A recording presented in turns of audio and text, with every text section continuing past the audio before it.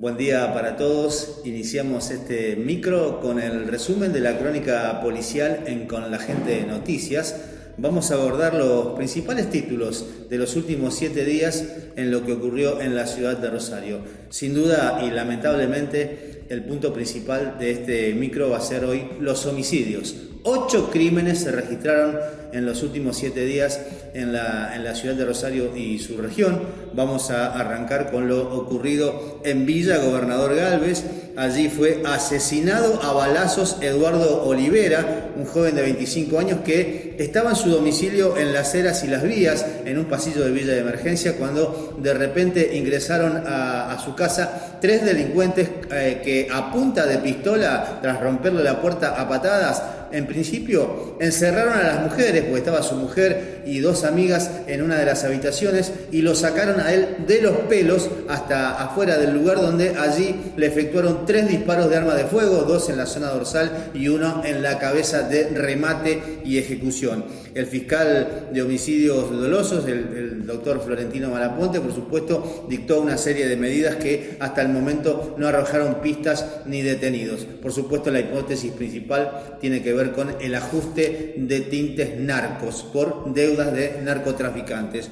El otro de los crímenes se produjo, por supuesto, y también fue mucha conmoción en la ciudad, lo ocurrido en el bar de Santiago y Rivadavia, en este bar americano, mini market, denominado Aqua, donde allí fue asesinado a balazos Álvaro Norese, un joven de 24 años que se encontraba dentro del lugar cuando fue abordado por un sujeto que estacionó una Volkswagen Amarok en la puerta, bajó arma en mano y directamente se llevó hasta el lugar sin mediar palabra. Le efectuó 8 disparos calibre 9 milímetros, algunos de los cuales le impactaron en la zona del tórax y el abdomen, y falleció en el lugar. Al arribo policial se constataron 8 vainas servidas calibre 9 milímetros. Por supuesto, el fiscal Florentino Malaponte está en este momento analizando las cámaras de seguridad a efecto de tratar de identificar en principio la camioneta y de ahí que lo lleve hasta el autor del crimen. Otro de los homicidios fue lo que ocurrió en Juan B. Justo al 7900, donde también fue asesinado a balazos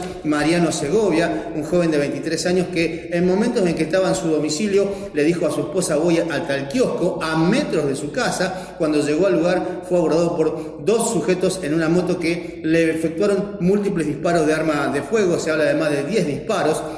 Gravemente herido. Fue asistido por CIES, derivado al hospital Eva Perón. Allí estuvo en estado agonizante hasta que en horas de la mañana del día siguiente falleció. Trabaja el caso el fiscal Florentino Malaponte. Otro de los homicidios fue el ocurrido en Olivé y Víctor Otone, en el barrio Ludueña. Allí fue asesinado el menor Juan David Godoy, de 13 años de edad. Fue hallado por familiares con un disparo de arma de fuego en el cráneo. Fue derivado al hospital de niños zona norte, pero allí llegó fallecido. De acuerdo a las primeras diligencias, el menor había participado de una reunión, de una fiesta a metros de su domicilio, una vivienda que está ocupada por una mujer de la ciudad de Santa Fe, que hacía poco tiempo que estaba allí instalada. La cuestión es que aparentemente, y por una situación que se generó dentro de la casa donde el menor estuvo involucrado, él mismo fue sacado de este domicilio por la propia mujer, e inclusive algunos testigos hablan de que lo sacó de los pelos y luego le efectuó el disparo de arma de fuego que le ocasionó la muerte. Como consecuencia de esto, la policía actuante, la subcomisaría 21, detuvo a esta mujer, la puso a disposición de la fiscalía del doctor Malaponte, que ordenó su detención. Mientras esto sucedía, vecinos del lugar saquearon la vivienda y luego la incendiaron.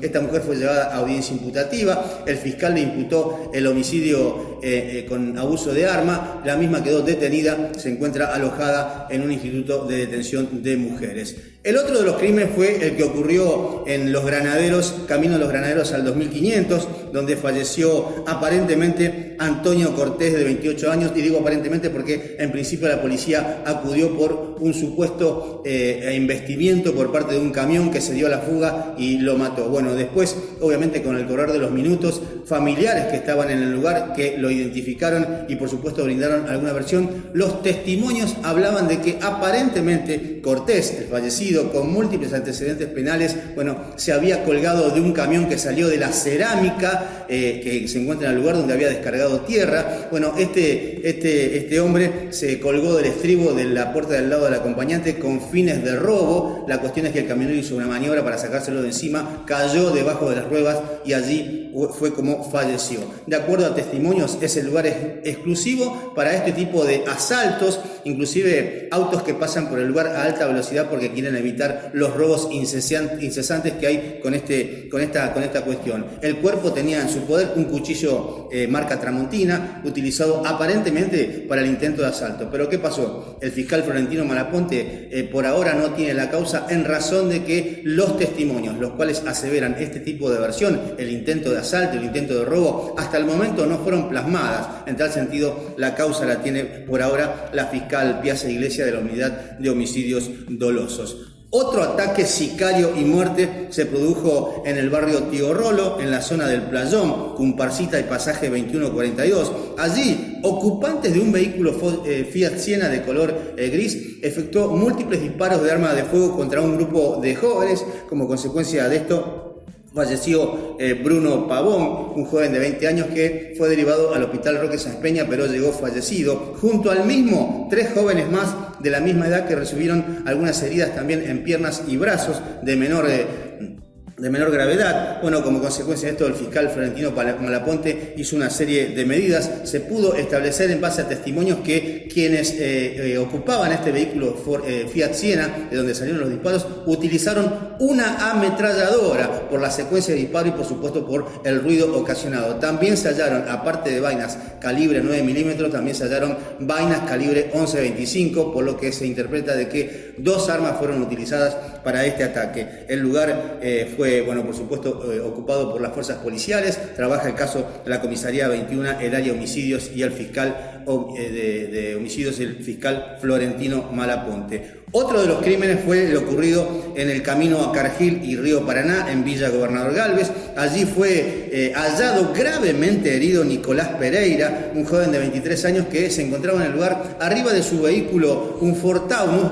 Cuando fue hallado presentaba múltiples disparos de arma de fuego, inclusive uno en la cabeza. Fue derivado en principio al hospital Anselmo Gamen, pero en forma posterior, por su gravedad, al hospital de emergencias Clemente Álvarez, donde horas después falleció. De acuerdo a las primeras diligencias, una de las que habló fue su esposa, quien dijo que trabajaba en la comuna de Alvear, que todos los días tomaba ese camino para ir a trabajar, que al momento de los hechos iba a trabajar, pero que desconoce el motivo por qué fue asesinado con tantos disparos y por qué situación. El hecho es investigado por el fiscal Florentino Malaponte y hasta el momento no hay pistas ni detenidos. Por último, el crimen ocurrido anoche en San Juan al 800, en la peluquería de Pedro Luis Giudice, un hombre de 61 años que fue hallado asesinado dentro de la misma. La policía acude a raíz de un llamado a la central 911, donde un joven explica de que es pareja de Giudice y que llegó al lugar y la puerta estaba cerrada.